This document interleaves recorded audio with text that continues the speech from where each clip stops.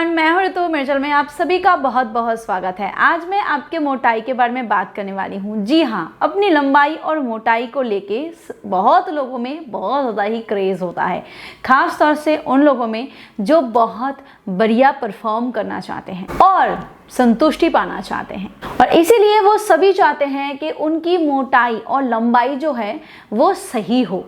मैं काफ़ी वीडियोस में लंबाई के बारे में बात कर चुकी हूँ। आज मैं आइडियल जो गिर्थ है उसके बारे में बात करूँगी। बहुत सारे studies, even American psychiatric association भी अपनी पब्लिशिंग में इसकी जो आइडियल रेंज होती है उसके बारे में बताते हैं। वही हम आज इस वीडियो में शेयर करने वाले हैं। और मोटाई इतना इम्पॉर्टेंट क्यों है उसके बारे में भी वीडियो के अंत में बताने वाले हैं, तो वीडियो को अंत तक ज़रूर देखिए, स्किप बिल्कुल मत करिएगा। वीडियो पसंद आया है तो प्लीज़ लाइक करिएगा, शेयर करिएगा और सब्सक्राइब करना बिल्कुल मत भूलिएगा, क्योंकि ऐसे ही बहुत सारी इंफॉर्मेटिव वीडियोस मैं लाती हूँ जो मे भी हम सबके लिए हेल्पफुल तो होता है, बट इससे मुझे बहुत ही ज़्यादा मोटिवेशन भी मिलता है।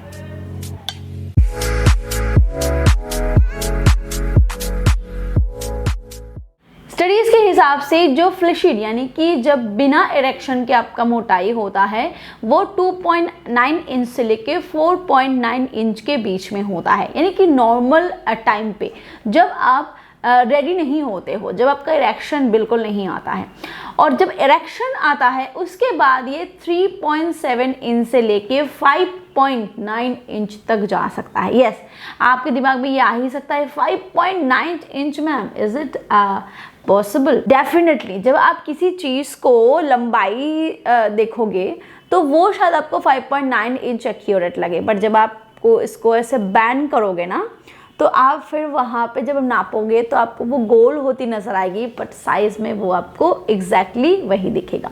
ज़रूरी नहीं कि सभी का 5.9 इंच हो, ज़रूरी नहीं सबका 3.7 इंच हो, और ऐसा भी ज़रूरी नहीं कि अगर किसी का 3.7 ना हो के 3.6 हुआ तो वो आइडियल रेंज में नहीं आएगा। ये तो बस एक स्टडी है, एवरेज रेंज बताते हैं कि 3.7 टू 5.9 इंच के बीच में जो साइज़ होता है उसको आइडियल बताया जाता है, नॉर्मल बताया जाता है। इसके ऊपर जो मोटाई होती है वो मे बी एबनॉर्मल हो सकती है, वो पेनफुल हो सकती है, और उससे काफ़ी ज़्यादा मेल पार्टनर को अनकंफर्टेबल फील हो सकता है। ये जो मोटाई होती है ये दो चीज़ पे स्पेशली डिपेंड करता है। पहली बात कि आपकी मसल स्ट्रेंथ कैसी है, दूसरी बात आपकी इरेक्शन स्ट्रेंथ कैसी है। यानी कि आपके प्राइवेट पार्ट का जो मसल है ना, जो मसल मास है वो स्ट्रॉन्ग होना चाहिए, स्ट्रेंथी होना चाहिए, उसमें सिकुड़पन बिल्कुल नहीं होनी चाहिए। और दूसरी बात कि आपकी जो इरेक्शन है उसमें कोई इशू नहीं होनी चाहिए, क्योंकि अगर इरेक्शन इशू हुआ, अच्छी तरीके से ब्लड सप्लाई नहीं हुई, तो आपकी जो एप्रोप्रिएट मोटाई है वो आपको नहीं मिल सकती।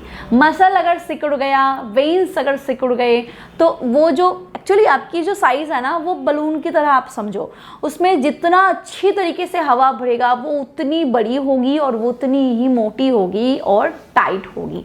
ठीक वैसे ही आपके प्राइवेट पार्ट की भी वही कंडीशन है। उसकी जो मसल है वो अगर सही नहीं हुआ, वो अगर उसमें अगर स्ट्रेंथ ना हुआ, वो अगर ब्लड को होल्ड ना कर पाया, क्योंकि उसके अंदर ना छोटे छोटे स्पंज की तरह होते हैं जो ब्लड को होल्ड करता है, अगर उसमें वो पावर नहीं रहा तो फिर आपकी जो अप्रोप्रिएट मोटाई होनी चाहिए वो आपको नहीं मिलेगी। और ठीक वैसे ही अगर इरेक्शन इश्यूज हुए, ब्लड फ्लो ठीक तरीके से नहीं हुआ, ब्लड ठीक तरीके से होल्ड नहीं हो पाया, तो भी आपकी मोटाई में आपको फ्लैक्चुएट, यानी कभी आपको जो अप्रोप्रिएट आपका है वो नज़र आएगा तो कभी कम नज़र आएगा। इसीलिए डॉक्टर्स हमेशा, इसीलिए जो एक्सपर्ट्स होते हैं वो हमेशा ये सलाह देते हैं कि आपको रोज़ाना बेस पे अपने साइज़ की, अपने प्राइवेट पार्ट की मसाज करनी चाहिए। मसाज एक ऐसा वे होता है जहाँ पे आप अपने प्राइवेट पार्ट के मसल्स को स्ट्रेंथी रख सकते हो, उसको ठीक रख सकते हो, फंगल इन्फेक्शन फ्री रख सकते हो, और इरेक्शन इश्यूज़ को भी डिले कर सकते हो, उसको सॉल्व करने में मदद कर सकते हो अगर कुछ है तो। ऐसा बहुत लोगों को ऐसा होता है जिनका इरेक्शन इशू है, बहुत लोगों को ऐसा होता है जिनकी मसल डैमेज हो रही है, जो मतलब बहुत लोग ऐसा होता है ना कि इतना ज़्यादा वो हैंड प्रैक्टिस करते हैं कि एक्सेसिव करने से उनकी जो मसल होती है वो भी डैमेज हो जाती है, इवन वेन्स भी ख़राब होने लगते हैं।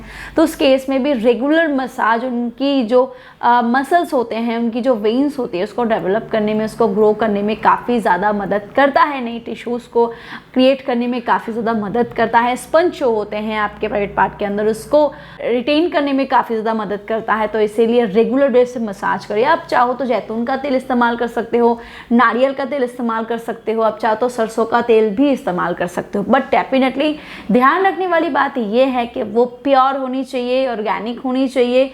मार्केट में से बहुत सारे ऑयल अवेलेबल हैं जो हो सकता है उसमें मिलावट हो, तो आप ऑर्गेनिक ही सिलेक्ट करिए। अदरवाइज मार्केट में ऐसे बहुत सारे ऑयल ऐसे मौजूद हैं जो खास तौर से आपके प्राइवेट पार्ट के मसाज के लिए ही आता है, जिसमें काफ़ी सारी जड़ी बूटियाँ होती हैं, काफ़ी सारे ऐसे हर्ब्स होते हैं जो आपके इस कार्यक्रम में खास तौर से बहुत ज़्यादा मदद करता है। मैं आपको पर्सनली रिकमेंड करूंगी कि आप मैंश्योर के मसाज ऑयल का इस्तेमाल कर सकते हैं। ये जो मसाज ऑयल है इसमें अश्वगंधा, केसर, जायफल, शिलाजीत और इसके साथ साथ Shrigopal oil, ginger oil, wintergreen oil और लौंग ऑयल मौजूद है, जिसका एक बहुत अच्छा कॉम्बिनेशन बनता है जो आपके प्राइवेट पार्ट के मसल्स को ग्रो करने में मदद करता है, आपके प्राइवेट पार्ट के हेल्थ को डेवलप करने में, उसको अच्छा रखने में मदद करता है, किसी भी तरीके की डैमेज हुई तो उसको रिपेयर करने में मदद करता है, आपके ब्लड वेजल्स, आपके वेन्स, आपके टिश्यूज को ग्रो करने में मदद करता है। तो आप इससे रेगुलर बेस पे मसाज करें।